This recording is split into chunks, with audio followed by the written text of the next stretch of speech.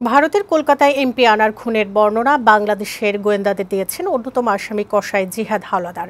সঞ্জীবা গার্ডেনের ফ্ল্যাটে আনারকে কিভাবে হত্যা করা হয় কলকাতায় তদন্তে গেলে ঢাকার ডিবিকে তার বিশদ বর্ণনা দেয়। সেসব তথ্য কলকাতা সিআইডিকে জানিয়েছে গোয়েন্দারা। এদিকে স্বরাষ্ট্রমন্ত্রীর সঙ্গে দেখা করে আনারের মেয়ে অভিযোগ করেছেন তদন্ত বাধাগ্রস্ত করার চেষ্টা হচ্ছে, তবে তদন্ত ঠিক পথেই এগুচ্ছে বলে জানিয়েছেন স্বরাষ্ট্রমন্ত্রী। বিস্তারিত জানাচ্ছেন রাকিব হোসেন।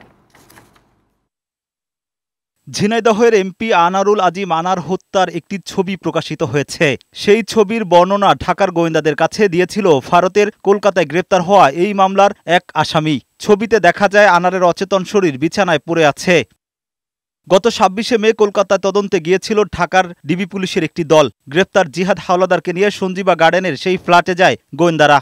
আনার হত্যায় কার কি যোগসূত্র, কার কি ভূমিকা ছিল তার বিশদভাবে বর্ণনা ঢাকা ডিবি এবং কলকাতা পুলিশকে দিয়েছে জিহাদ গোয়েন্দাদের জানায় অভিযুক্ত প্রায় সবাই বিছানায় আনারকে হত্যা করে। পরে সেই ফ্ল্যাটের বাথরুমে তার দেহ কাটাকাটি করে ফ্লাশ করে দেয় কসাই জিহাদ হাওলাদার। এদিকে আনার হত্যার বিচার চেয়ে স্বরাষ্ট্রমন্ত্রীর সঙ্গে আবারও দেখা করেছেন তার মেয়ে।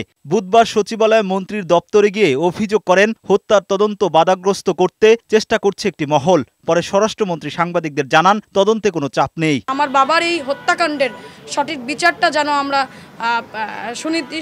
সুনিশ্চিত করতে পারে তারা, এটাই আমি দাবি জানাতে আসছি। একটা খুন হয়েছে, একটা আমাদের মাননীয় সংসদ সদস্য, তার যারা খুন করেছেন তাদেরকে আমাদের খুঁজে বের করার দায়িত্বটা আমাদের, আমরা তাই করছি, কোনো চাপচোপ নাই।